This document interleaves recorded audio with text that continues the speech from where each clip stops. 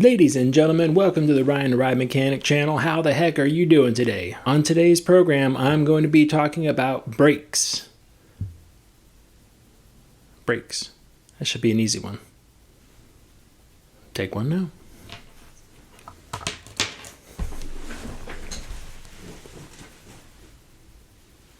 A few minutes later.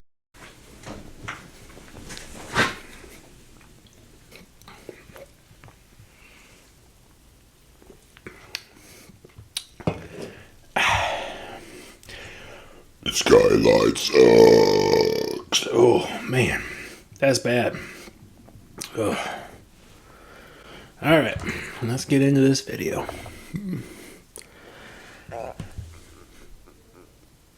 Oh. Wrong brake.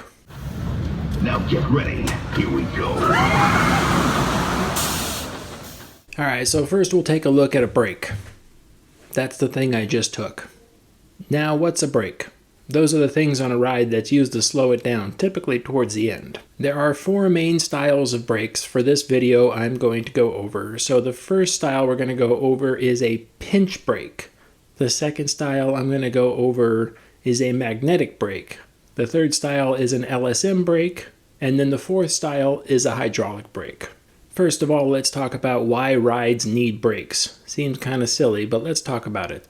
So when the manufacturer designs a ride, they have to design it to where once it leaves the top of that hill, it's got to have enough momentum and energy to make it all the way back to the station again. Well, in order to account for variances in the ride's design and in the environment that it's in, things such as extreme heat, extreme cold, an unloaded train, a loaded train, new bearings, old bearings, wind, rain, all sorts of stuff like that. They need to ensure that it can make it through all of those elements and still make it back to the station. So how would we do that? We design a ride to run unloaded on a cold day with new bearings in a windy condition. Now, we can't take it to the extremes and all that stuff because then we're going to valley a train. That's a completely different video. But we can just plan for that and say that the energy lost on the track is going to be significantly higher on that particular day than it's going to be when the train is fully loaded on a dry, hot day with no wind and it's just overflowing with people, right? So it's got lots of weight. So you get a variance now. You have a delta between those two scenarios. On my hot and heavy day, that thing is going to be cooking. So if I design the ride to get back to the station at a crawl, then I won't need brakes. Quite simple, right? But on the days when it's cold and windy and we have all sorts of new bearings in there, then that ride won't make it back to the station. It'll valley every time. So I have to do something to come up and fix the delta. So I designed the ride to come back to the station with no speed. That's going to be my cold morning, new bearings, windy, extremely humid outside. That's going to be all of those scenarios playing out. And then when it gets to the other scenario where I have a hot and heavy train coming around the track, that's why I need my brakes. I've got to slow that thing back down. The other fundamental is because brakes are used as block zone protectors. So when I go between blocks, between a service and a safety area, when I go between those blocks, I need to put mechanical brakes in the way to prevent the train from rolling forward into the next block.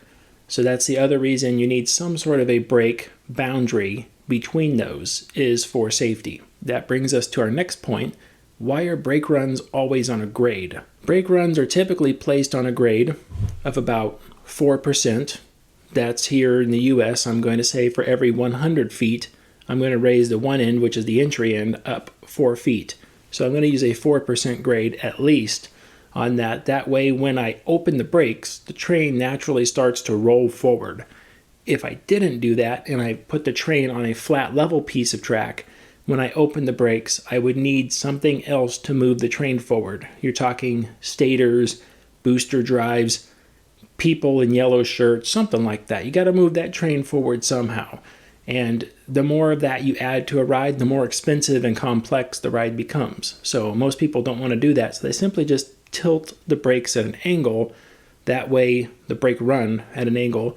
That way, once they release the train, it simply just rolls out. So let's talk about brake functions and what they do on a ride. The first thing is I'm going to go over a holding brake.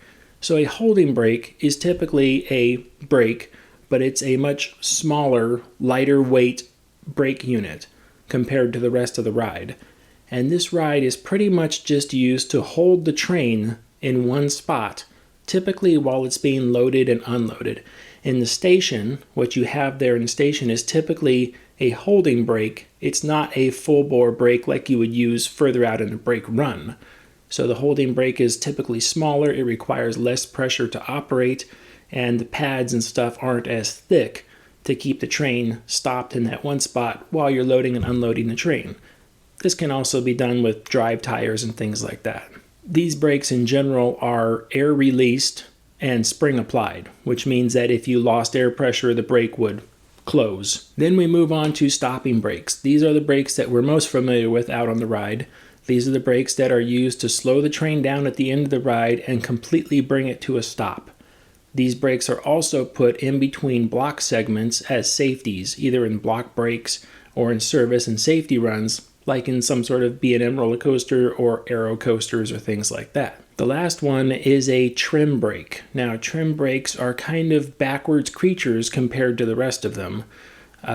Generally speaking, trim brakes are placed out in areas of the ride where the train needs to be slowed down so that it doesn't go too fast through a particular set of elements. This is where they're concerned about the stress on the vehicle or the rider being too high if it were going too fast. This is the cold day versus the hot and heavy day.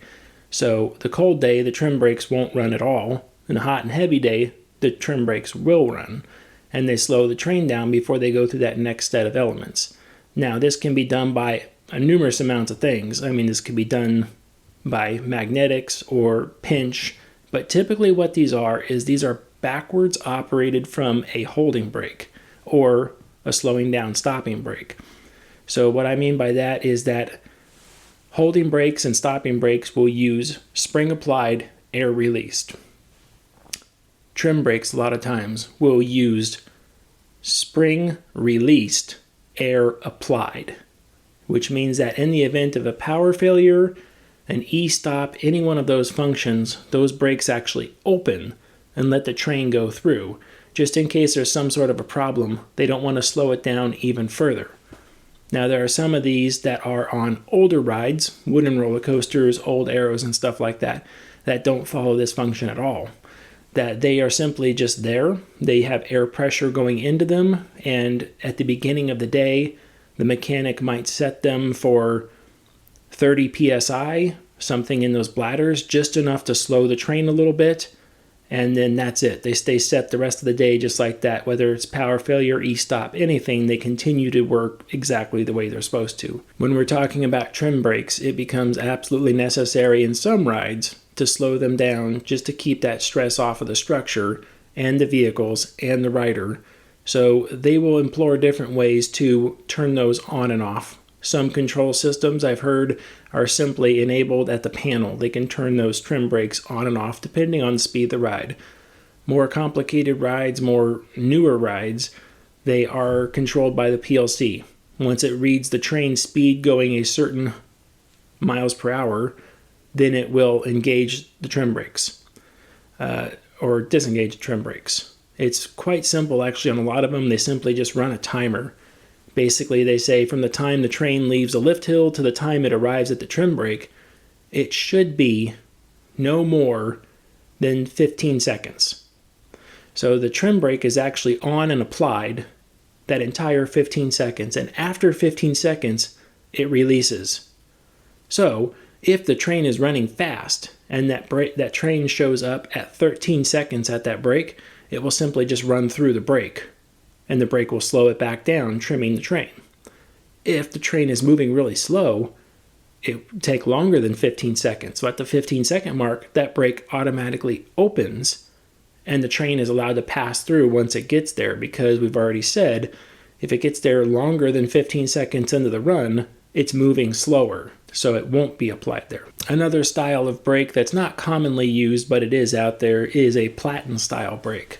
This is a brake where the entire shoe is underneath the vehicle, and as the vehicle comes over, it lifts up and pushes the vehicle up to slow it down.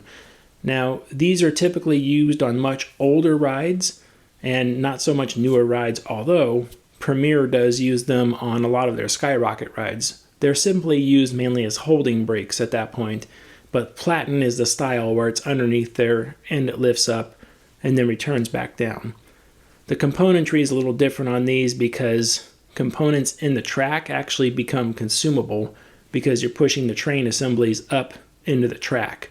So it's not so much the belly to the Platin itself, it's actually right where the upstops would be, or upstop wear pads are. Those go up into the track, and then the friction between the track and that upstop surface is what slows the train down. If you look on a ride like the Matterhorn at Disneyland, which is one of my favorite rides growing up, right around the upstop rail, as it comes to the brake runs, you can see plates welded on underneath the rail. Well, that plate is actually consumable. So as it comes in, it lifts the coaches up, and they start dragging against that plate, and it slows everything down. Well, eventually, that plate has to be cut off the rail and re-welded to put new brake surface back in. So the majority of rides out there use what's considered a pinch brake. And a pinch brake is anything that makes contact with the train in this fashion. Now, this can be done multiple ways, like old Aero brakes and a lot of Vekoma brakes use inflatable bladders on both sides of the brass, and it squishes together and makes it pinch. There are Intamin brakes out there. Lots of different manufacturers do it lots of different ways, but there are plenty of Intamin and GCI brakes that use those skis through two vertical pins. And essentially, if you go like this, you have, if the pins are in line, kind of, they're closed. And then when you rotate the entire assembly, like this, they're open. So you could think of it like the fin's allowed to pass through here, and then when we say close, the pins simply twist back like that. Now, the pins are just the indicators in that case. The actual pins go through skis, and the ski is what closes down. So let's go over real quick the general construction of a brake. There's pretty much two main components. The brakes have a lot more than those components on them, but the two are pretty much the universals that are referred to throughout everything. The manufacturers that make them can have all sorts of specific verbiage between pins and clips and pivots and retainers and thrusting bars, mounting bars, guiding bars. Just it's too much. There's too much because everyone's done something different. So in general, when you talk about a brake, there are two components that really make up the brake. The first component is the chassis. That's the base piece, that the thing that mounts to the track on. And then the other component is what's called the skis. The skis are the part that actually reach out and grab the train.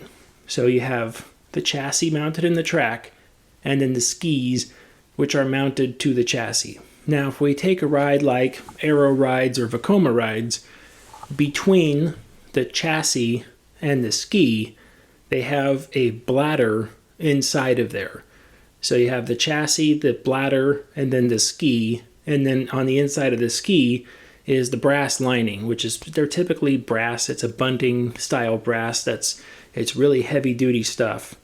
It is soft, it is consumable, and it wears down much quicker than the train does, which is good. But the train surface, the brake fins, are still consumable. What you have is the chassis sits in the track, and the chassis is bolted to the track. And then on the bladder has two special ends on it. One end is capped, the other end has a hose essentially attached to it. The bladders that we used lay flat fire hose. Lay flat fire hose was what we used, and it's pretty good stuff. It's nice and stout, high temperature and everything, because brakes do get pretty warm. And when you have it laying there with no air pressure in it, it's a very nice tight oval. It's very, very thin. And then when you energize it and push air into it, it pushes out and turns into a nice round tube and gets those skis to close. The closer the skis are to closing, the more braking pressure you have, because when you inflate that bladder and it's round, you only have 2 areas of contact surface, and they're very, very small. So you lose a lot of brake tension in there. So you want that bladder to be as compressed as possible for the brake fin to go through it. So you want the brass to be nice and thick, that way it doesn't have to move very far. For rides like B&M trains and things like that, instead of having a singular brake fin, they will have braking plates on both sides of the chassis. So you'll have the chassis sitting there like this, and then you'll have a brake plate on the left side and a brake plate on the right side. Those guys take the wear of the brass as they move through their brakes. So for those brakes, we're going to energize the bladders. They're going to come out and squeeze together and pinch. And then the train impacts that brass as it's coming through.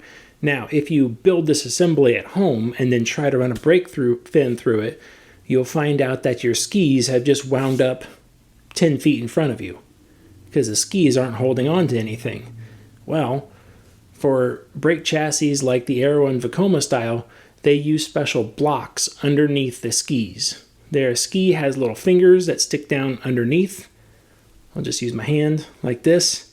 And then these guys, as the train comes forward this direction, these little blocks here try to go forward with the ski. But on the chassis, there is another block that sits right in front of it. So that block impacts the other one and can't go forward. Right there at the point of impact, where this tab meets the chassis, that is actually where all the braking force is happening. All the braking force is going through that ski, through the brass, into that block, and then into the chassis, and then back into the track. That's how your energy actually gets from the train to the track to slow yourself down. Now, Vekomas, I know for sure, and I'm pretty sure Aeros too, they use bolts underneath because those components wear down and then there starts to be gaps. So you can't have a gap in there, because if you leave a gap and you give that momentum and room to impact it, it will just continue to hammer the thing until eventually you just crack the components off and they just fall off. And then you break your brake. So you can't do that. So you have to keep a gap very tight. So they use bolt heads spaced out away from the brake bolts, away from the those tabs. And those bolt heads are actually the ones that rub on those blocks. And then when you're there in the morning time, you can actually look underneath the brakes or on top of them, depending on if it's inverted or traditional. And you can actually see those bolt heads with a gap there. And then you can adjust those bolts depending on the size of the gap. So what you'll see is that as everything wears down, the bolts start to get more looser in one direction. So you have to bring those back up. You can't tighten them, but they need about 1 millimeter of space between the head and that wear block. Otherwise, the whole thing is too loose. But that is the transfer of power for those. Now, we can talk about a B&M brake. Everyone always loves B&M brakes. I love them too. Don't get me wrong. It's the same componentry. So you have the chassis, which holds the whole assembly, and then you have the brake skis up on top. The skis are lined with brass, just like everything. But instead of having pneumatic actuators behind them to move them back and forth, you have these long arms that run down the center or the sides of the brake. So those arms are on pivots. So if you think about the arm up on top, comes down, pivots at the bottom in the midway, and then connects underneath the chassis to a cylinder. For B&Ms, that cylinder underneath there is an air piston, but it's not like Vekomas where they use air to close the assembly on top. B&Ms actually use 2 very large springs on the inside of that cylinder to close the assembly up on top. The air pressure actually goes into those and it goes on the back side of the piston and pushes the piston back the other way to compress the springs in order to open the brake. And that's your difference basically between a normally closed brake, which is like a B&M. So on that assembly we just talked about, if you have this pressurized open, allowing the train to go through, and then you suddenly break your airline off, this guy will slam shut, and then your train will stop. Now on a Vekoma, you have that air pressure in those bladders behind the skis, and if you suddenly lost air pressure, those skis will simply just open up. So the Vekomas actually have a leaf spring behind the brake. They have this like long rectangular leaf spring that's simply just under tension. As you drop the air pressure off, those springs try to flatten. It takes the bow out of it and just tries to flatten back out. And that spring flattening is what opens those skis back up. Brake fins on average are about 10 to 12 millimeters thick. They're not very thick at all. And most of the time they're just like a mild steel that's been treated on the outside. So once the fins start to wear in, they get a notch in the front of them, especially the lead coach. Once they start notching on the front, you have to throw the fin away because it's worn through its treated surface and now it's into just mild steel. And they'll wear super fast after that, so you got to get rid of them at that point. You can cycle brake fins out. You can cycle fins from the front of the train to the back of the train because on average, your fins only wear at the front. So as the train penetrates the brakes, you always have coach number 1 wears, 2 wears, 3 not so much, 4 it's getting light. By the time you get back to 5, it's barely touching it at all. And then the brakes open. So what you have is 6, 7, 8, 9, 10, depending on how many coaches you have, those have hardly any wear to them at all. So you can actually take the fins from the back of the train, basically take the fins and just go back to the front of the train like that and reuse them again. Fins are typically replaced. I used to replace 3 per year. So we'd always rotate the ones from the back to the front, and then at the very back of the train, I'd actually put on the brand new brake fins. And I'd say, okay, from the back, so it's the thickest from the back forward. And then I would just keep rotating them out. And basically only went through about 2 or 3 per year, maybe 4 if there was some really weird thing, but not normally. The B&Ms, it was the same thing with them. We replaced the brake plates on coach number 1, 2, and then 3. And then you can go another 3 years before you start getting into the plates for 4, 5, and 6 behind them. You could replace all of them to make it even. Sure, I had plenty of mechanics who are like, I just want everything to be even. I completely understand that. Is your brake brass even? Well, no. No, your brake brass is worn into those other 2 trains, aren't they? Yeah. So what's it matter if train number 3 has even plates on it if numbers 2 and 1 don't? And your brass is all worn out. I mean, not worn out, but worn funny to those other 2 trains. It doesn't really make much difference. So let's talk about some braking force real quick. For Vekomas, I know just because I've dealt with them, you run about 90 psi into the brakes, and that's your braking force. So 90 psi into those brakes, and it takes about 3 brakes to stop a train fully loaded. So if you, like the brake section has 10 brakes on it, you could remove all but 3, and those 3 would stop the train just fine. And that's only because those Vekoma brakes, with the air pressure there, they're not as strong as they could be with mechanical advantage. On the other hand, a B&M brake, those guys, it takes 1 brake to stop the train at like a full speed. Those brakes are super powerful, and they even put adjusters on them too if you wanted to adjust the brake pressure. So underneath there's 2 canisters, one for the front of the ski, one for the back of the ski, and they've got a little Allen head sticking out of the back. Probably most people don't ever see them.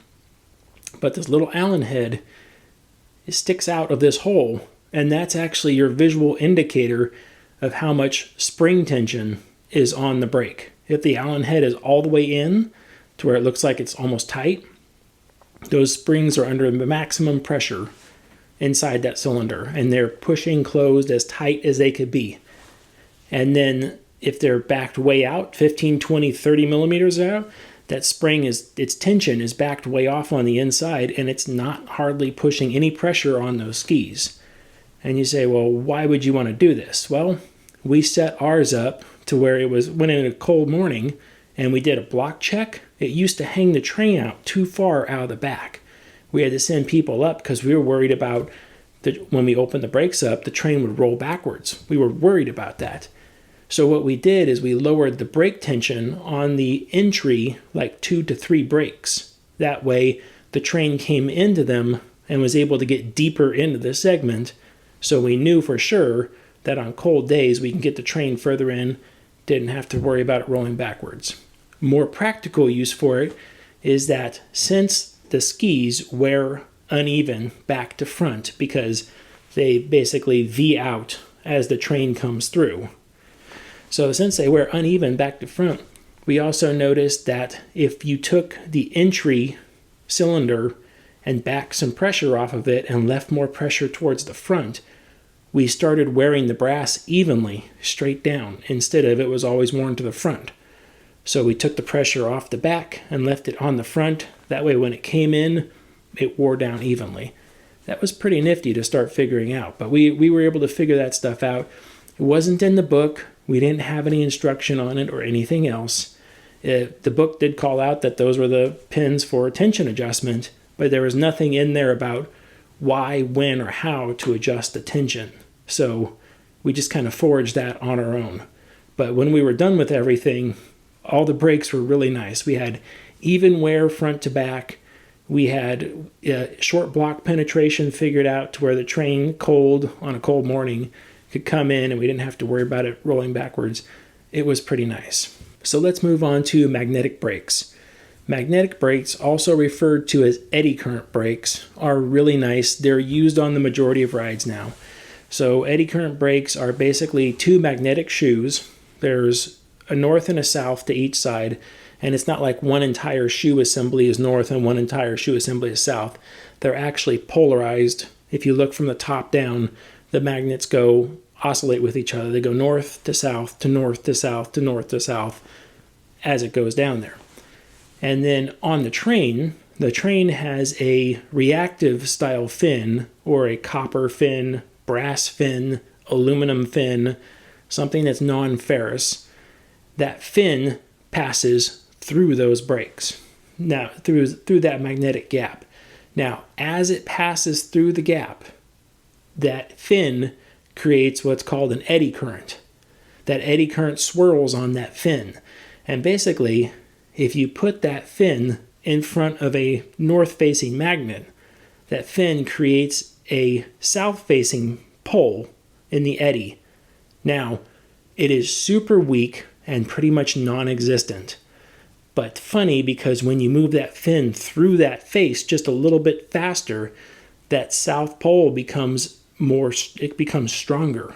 But it stays on the fin. It doesn't stay in front of the magnet, it stays on the fin. So it basically wants to kind of travel with the fin. So you create the opposite pole right in front of the magnet, and then it tries to travel away from it, opposites attract. So it wants to try to go back to it, but it can't. And then once a train slows down to almost a complete stop, the currents disappear altogether. Now, this is a deep and complex subject. These are the ways I've come to know how to explain this to people, because people ask me all the time how those brakes work. And if you get into the magnetic theory and everything else of these things, it's incredibly complex. And you will send most people off the deep end. They won't even begin to know what you're talking about. So I really try to generalize how these things work. I've had plenty of people, hey, you're not explaining that correctly. It's like, oh, okay. That's the end of that conversation. Because I know if you talk with somebody who's good with a theory, they can explain it to you in detail. It's like, that's great. Explain that to somebody who has never seen or heard about it before in like 10 minutes. They won't be able to do it. They'll leave the person more confused than they were in the first place. So that's basically what happens, is as that brake fin passes through, the eddy creates its opposite on the fin. The fin tries to stay close to that, but the train's pushing forward. What are the cool parts about eddy current brakes? Well, they don't need any power to work. None at all. They work in all weather conditions. Whether it's cold, whether it's hot, whether it's raining, windy outside, that brake still works exactly the way it's supposed to. The harder you push on them, the harder the magnetic surface is to get through there. So if you come in really fast, it works really hard. And if you slow it down, it slows down as well. So the braking curve, the deacceleration curve, is really nice and it's really smooth getting in there. What is the downside to it? They cannot stop a train. People say, well, we have stopped with those brakes before. So back at the beginning, I said, well, your brake track is typically on a 4% grade to let the train roll forward. If you put eddy current brakes on that 4% grade, bring the train in and slow it down to a stop, even though it's not a stop, it will slow down to, let's say, 2 miles per hour, and it will stay there. And it will continue to roll forward at about 2 miles per hour until it rolls all the way out of those brakes and then picks up and goes on to the next section. Those cannot stop a train. So you can kind of get away with it, if you took that brake grade and you leveled it to 0. Then, when your train comes in, it loses all that momentum and goes down to 2 miles per hour. It pretty much drops down to 1 mile per hour and then 0, and then it stops. Well, that's well and good, but how do you move the train forward again? Well, that's a problem. You have no way to move the train at that point. You're back to booster drives, magnetic drives, something along those lines. So you can't do that.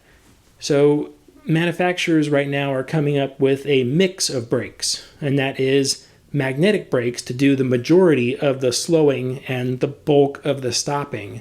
And then because you have block zones and they still want to utilize that grade to allow trains to roll forward, they take mechanical brakes and they put them at the border edge of the block zone. So a train will come into a magnetic brake, hit it, slow down, and pretty much stop, and it will gently keep rolling forward at a very slow rate of speed until it hits that mechanical brake and then stops. And then it can go on from there. And the mechanical brake could be anything. It could be a pinch brake, a bladder brake, it could be a booster wheel, whatever you want it to be. So magnetic brakes are becoming widely used on pretty much everything just because there's no contact, there's no electricity needed, there's no air pressure needed. A lot of them do have air pressure running to the brake these days, but that is to release the brake effectively. So in the older rides, you would come in and it would slow down, and then if you remember Top Thrills, it had that large slanted brake run there, and it would take forever for the train to get out of that brake run.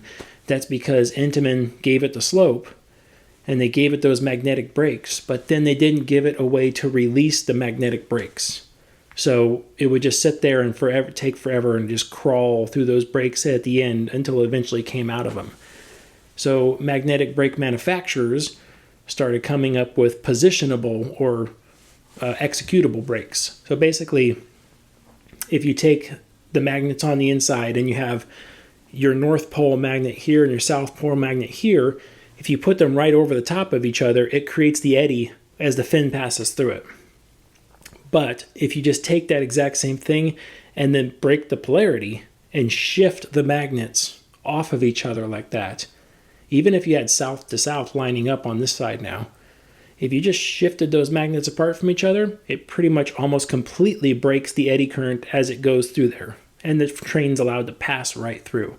Not full speed pass, not like you could use them as trim brakes, but close to. So you find a lot of positionable magnetic brakes these days that they're separate the shoe and align the poles to allow the fin to pass through, and then they bring the shoes back over the top of each other, and then that creates the eddy as it passes by. That maneuver of breaking the poles has to be done in such a way to where if you lost air pressure or spring pressure, it wouldn't cause this to open automatically. Because if you said, hey, we're going to slide these things apart like that, and then as the train came in, you lost air pressure, well, this whole assembly is trying to hold the train. So the bottom one will, but if the top one just slides with the eddy current, then it's going to basically release the brake and it's going to go forward. So there are mechanisms out there that do that exact same thing, but they, at the bottom, they use very big, heavy spring-loaded cylinders to hold that top shoe back in place. So they're basically spring-applied magnetic brakes at that point. Like I said, it's a long, complex topic.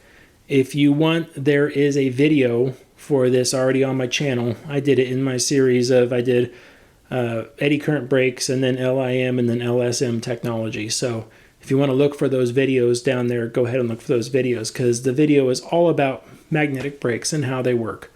So a much longer, more in-depth explanation. Recommended if this subject is interesting to you. At this point in the video, if you haven't already, please make sure you like and subscribe and give me some comments down there. Let me know if you got any fun stories to add on to these. And then let me know if you want to see something for topics in the future too. I'm always up for new stuff.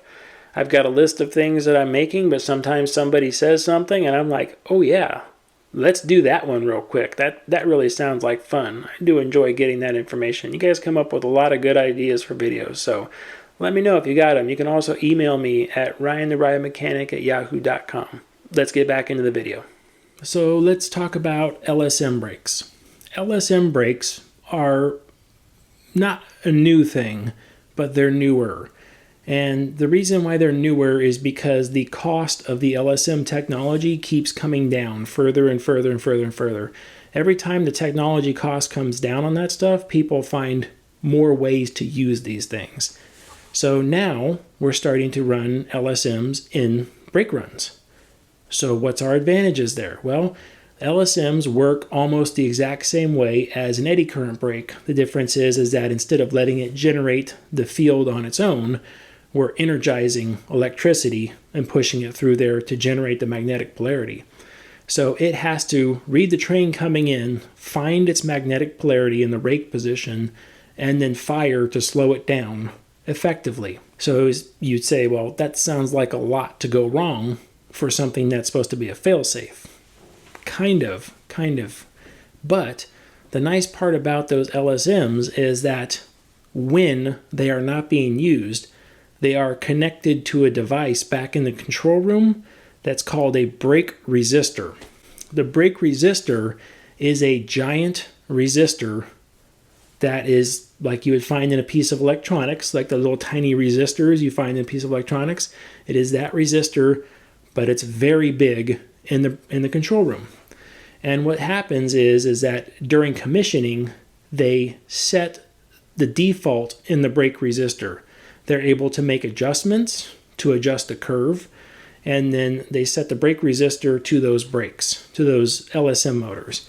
Now, when the train comes in, it sees the rake position, it fires, and it starts to slow that train down, and then it can bring it all the way to a stop. This environment is where you want a flat piece of track, because not only can you bring it to a stop and hold it there, but now when you take those LSMs away, the train is not moving. But you have the motors already, so go ahead and just turn them on and move the train again.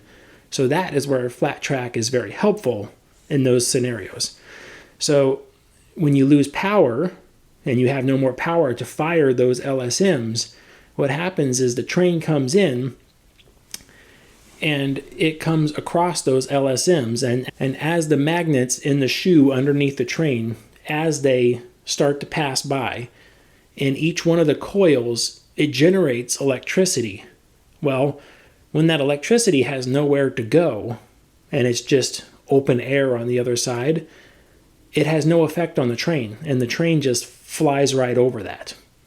But as long as it's connected to the brake resistor, which these systems are set up to where when you take power away, e-stop, anything like that, it connects all the LSMs to the brake resistor all at once.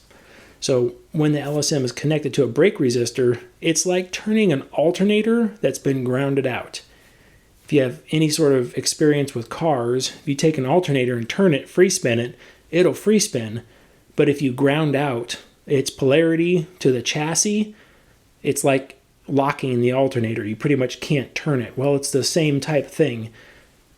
Free spinning, nothing connected, the train goes right over those LSMs. When you ground them out to that brake resistor and you take that current and you try putting it all to ground, the train slows way down because it's like running over, it's like using a stuck alternator, an alternator that's grounded out against its frame. So the train just goes through and it just goes slower and slower and slower and stops. The process is very rapid, very rapid. Ride manufacturers can easily determine if they want to use the LSM itself to slow the train down, or if they would rather just use the brake resistor to slow the train down by itself.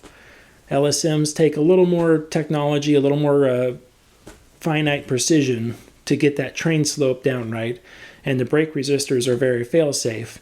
But most of the time the manufacturers opt for the LSM, that way they control the curve and then start to power it back up and everything all at the same time. They don't have to worry about one system dropping out while the other one comes back in. Less faults, less to control. If you guys have seen some videos where the train comes through and then they open up a switch track, and then the track suddenly slides over while the train is out doing like a spike, and then the train comes backwards and goes right back over that switch track. I've gotten emails about those videos that say, hey, how come they can use these, how come the switch track can operate but I don't see a brake on either side of it? How do we know that the thing is going to be okay? There are brakes, and those are the LSMs, because they've already said that as the train passes over this switch track, we are going to open the switch track up and then move it out of the way. During that time, those LSMs right in front of that switch track are all dead. They're grounded out to their brake resistor. And if you watch those videos, as the train passes over those LSMs, it goes to another set of LSMs, but between those, there is a set of eddy current brake fins sitting in the track in that case. Since here on an LSM model, the magnets are on the train, now your fins are going to be in the track. So the train passes over that, and they go by the first set of stators, over the retracted eddy current fins, and then through another set of stators, and then up the spike. And then as it comes backwards, assuming the track has locked back, everything works in the reverse. But let's say the track hangs up halfway. It moves over just a foot and then it stops. So as soon as it stops, it's going to trigger an e-stop. And all the LSMs are going to ground out to their brake resistor, and it's going to bring the train to a pretty quick stop right there. But let's say it's actually up on the spike. So as it falls down, it goes to that first set of LSMs and slows way down. This particular ride I'm talking about, it goes through a little valley. In that little valley, there's eddy current brake fins that are down retracted in there. So in that valley, those brake fins have come up. So then it's stuck in that valley now. It can't go anywhere. The valley is slight, but it's there. So it can't go anywhere. And even if it did go back up, the LSMs behind it are grounded out too. And I'm sure, I believe that one's at Intamin, I'm sure Intamin did the calculation to make sure that even if those first LSMs didn't work and the fins were stuck down as the train passed over it, that second set of LSMs is enough power to just stop the train right there, hooked up to its brake resistor, so it's completely fail-safe again. So those are the brakes in front of switch tracks. So let's move on to hydraulic brakes now. What is a hydraulic brake? Has anyone ever been on a ride with a hydraulic brake? You probably have, you just don't know about it. So what's a hydraulic brake? Well, that's something that uses hydraulic pressure to slow you down. How do I know if the brake is using hydraulic pressure? Well, it's pretty easy. It's all around you at that point in time. The majority of rides that use hydraulic brakes are water rides. Water rides use hydraulic brakes. Now, a lot of you are going, wait a minute, water rides don't have brakes. I've never seen a brake on a water ride, unless it's like a Vekoma, I believe it's a Hydra, one of those big water drop rides. They have magnetic brakes under the water. But I'm talking about the water itself, on like a chute-to-chute rides or a log flume ride, something along those lines. When the boat or the log comes down at the end and it splashes into the water and you get that big wave of water that goes out in front of you, that is the brake. Those areas are typically called runouts. If you removed all the water from the runouts and then sent a log or a boat over that drop, it would not slow down and it would careen out of control through the rest of the flume down there until it ran into something. So the water is the brake. So the water is the hydraulic brake.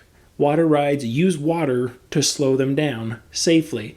This is why one of the reasons I log flume rides and rapids rides and things like that, they have precise level control on the runout area.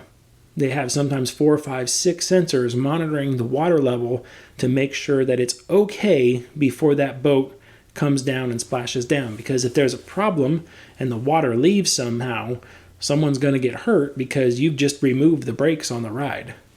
Now, that is not an exact science. It is very dependent on how the boat or device is loaded. So a lot of times on these shoot-to-shoot rides, there is no guide rail suppressions on the sides of the boat. So as that big shoot-to-shoot boat comes down and it plows into the water there and you get the big wave of water over the front of you, that is simply just the weight and the curvature of the front of the boat digging into the water, and that's what causes you to slow down too. On boat style, like on a log flume style ride, what happens is as it comes down, you actually have the guide wheels that are running on the sides of the log are actually most of the time underneath another set of rails. And because there's not the weight to plow the log into the water, because they're fairly lightweight when you compare it to a lot of other things.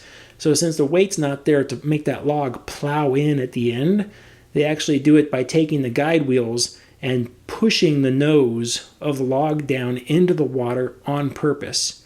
It's not much.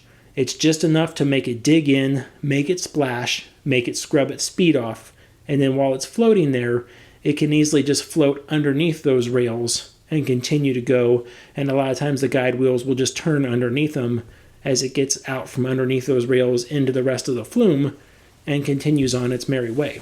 But that is a hydraulic brake. Now, you have a ride like B&M puts some hydraulic runout areas in there where they make the big dovetails of water that come up the back of the train. Those aren't so much for braking force. They're more for effect. And there they have to make sure the water is in that area and it's exact. That way it doesn't slow the train down too much so the train can continue on its way and finish the course. But that does, to some extent, slow the train down, but it's not designed to really slow the train down. It's more of a byproduct. So in a lot of these scenarios, we can use booster wheels to do a lot of the same things. These, I feel, are more honorable mention than anything else because booster motors and drive motors, kicker wheels, things like that, they are very surface tension dependent on working. For instance, if you're going to use the drive wheels to slow the ride down, well, when it rains, you've now reduced the friction and now possibly the train can slide right through those motors.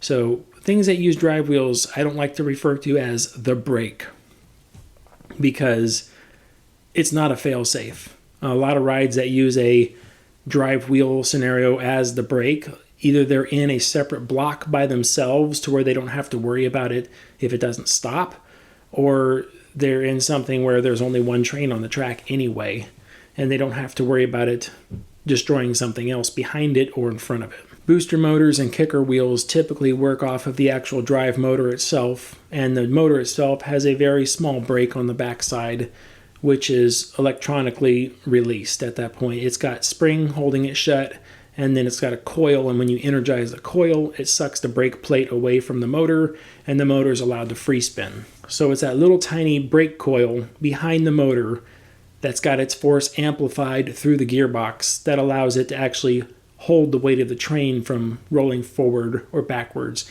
depending on where it is. The more of them you put together, the stronger the force is. So like on a ride like Expedition Everest, it's got a bunch of those booster drives up there that are all closed and they're all holding together at the exact same time. So when the ride stops, those motors all kick in their brake at the exact same time and it holds itself there. And then those also have pneumatic positioning on at the same time. They can all open to let the train go and close to grab the train. Flat rides typically use the drive motor as the brake itself. Same exact principle as the other ones. Is as an LSM style. It will take that motor, and then once it's done accelerating or once it's done pushing through the drive, it will take that current running through the drive and put it to a brake resistor externally. Exact same thing. And it will chop that signal up to slow the motor back down till it's come down to a stop. Or a lot of older rides simply just allow the mechanical brake on the backside of the motor to just apply and slow it back down to a stop again.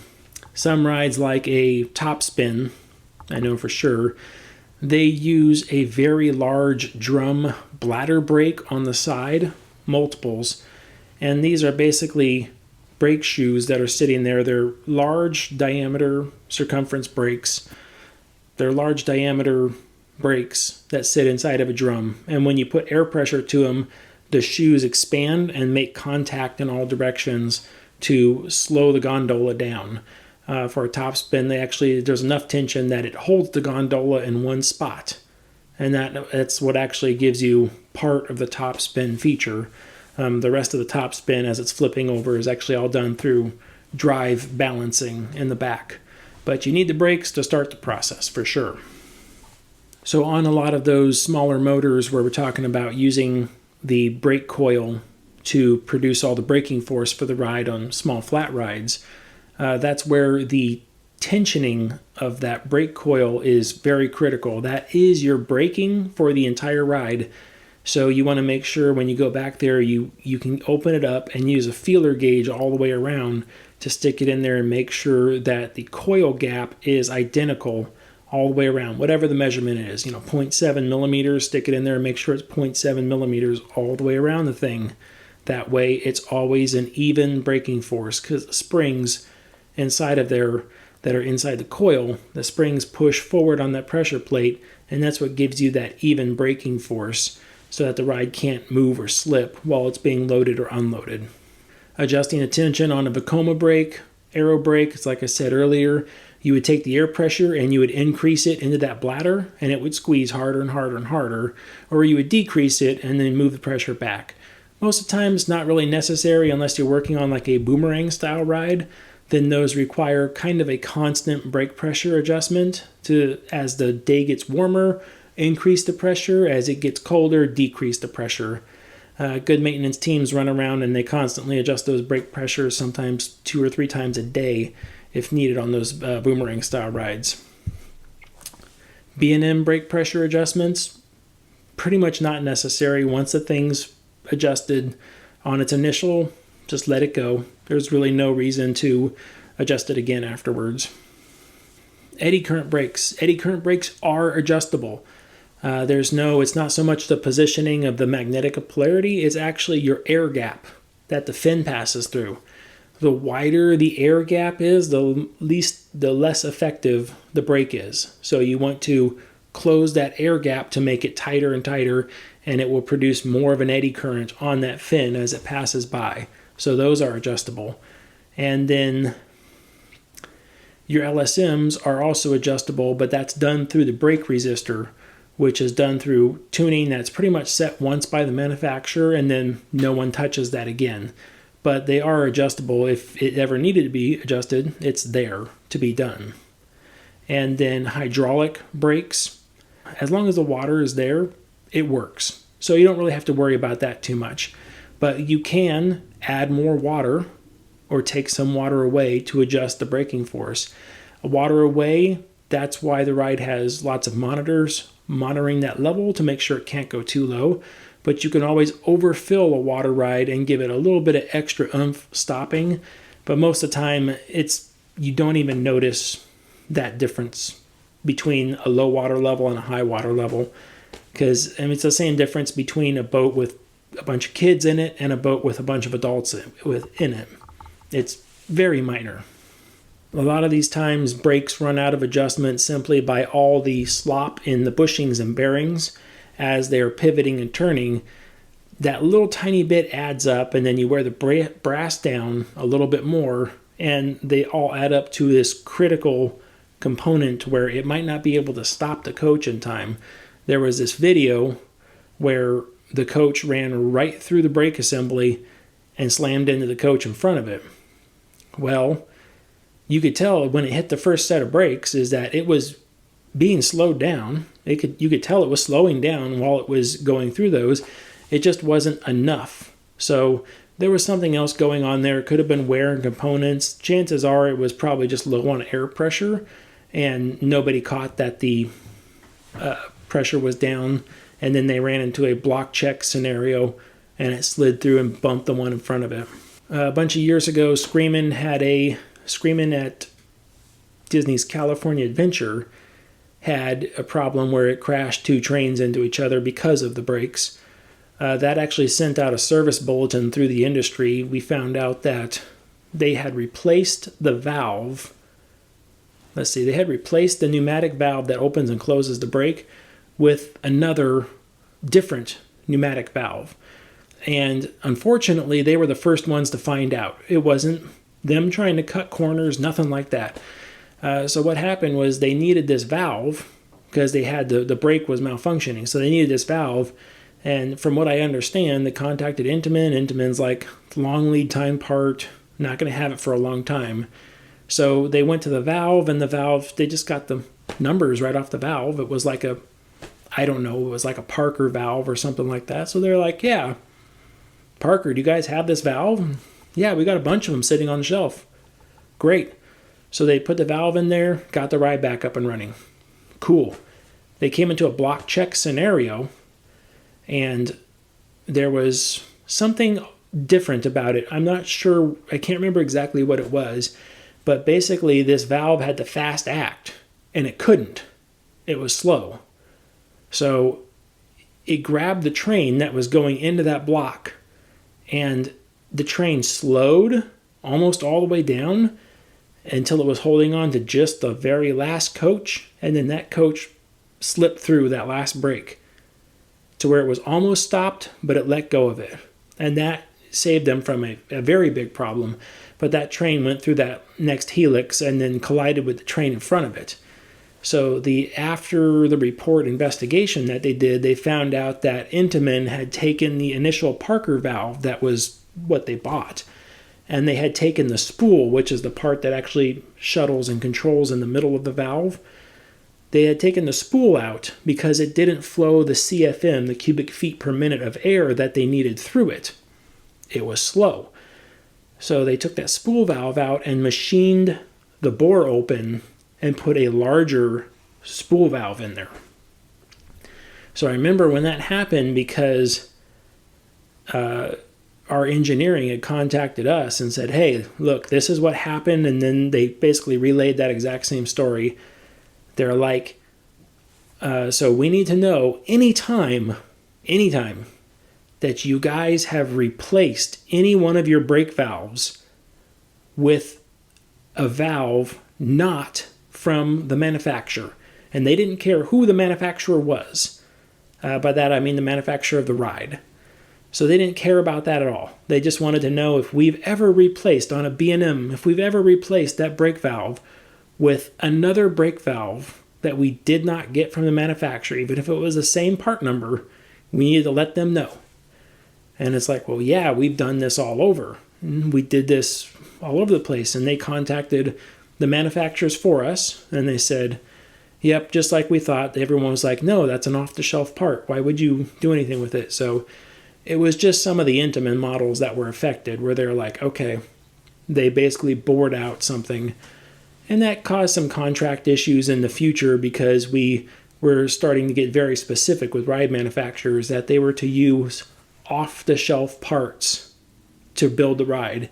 And if they used something like a modified valve in this case, that they had to very clearly mark that it was modified, and they had to remove the nameplates off of it and give it its own model and serial number from Intamin or whoever it was coming from.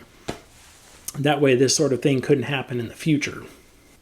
Rollercoaster had a brake fin come off and then had a brake bolt come apart in the braking assembly, and then it caught it, which caused the fin to go crooked. Then the train rolled back. It caught that and then started wedging fins inside the eddy current brake assembly. And then just like I was telling you, where you release the eddy current by moving it, or you could decrease it by opening up a gap, well, they mangled that one up. So that's when it just went past and just started tearing up everything, collided with the train backwards behind it in the station. That wasn't good. That was actually the first time I honestly never noticed on those S&S rides, those air launch rides like that. I actually never noticed that there was only one set of brake fins on there. I was like looking at videos, I'm like, what? Isn't there a second set of brake fins? I'm thinking like Intamin, where there's two. So I'm like, isn't there a second set? And then it turns out, nope, no, there's not. There was only the one set. And I was like, oh, well, that was too bad. But that was where an external brake component failure caused that to mess up. Two last things. As your brake brass wears, kind of went over this earlier, but not that much. As your brake brass wears on the brake skis, it does decrease the force that is put into the train. Just because the lining is not there, and then it gets further away from the edges, the bladder has to go out further, and then the pressure decreases that's on the train in the center. And the last one, the one question I get the most is, do the brakes work in the rain? Yes, they do. They work just fine. It typically doesn't care. Rain, snow, whatever. There's enough pressure on those brakes that they really don't care. Typically when they say, there's a safety issue with ride being wet and we have to stop running, it's not so much the brakes. It would be something else like booster drives that have to drive the train forward or backwards. That's the stuff that really gets affected by the rain. So not so much the brakes. You're running a ride in the rain, don't really worry about the brakes grabbing. As long as they're those mechanical pinch, eddy current, LSM, something like that, they're fine. If you're slowing the ride down by drive tires, then you might want to worry. Okay, I think this video has gone on long enough, so I'm going to call it.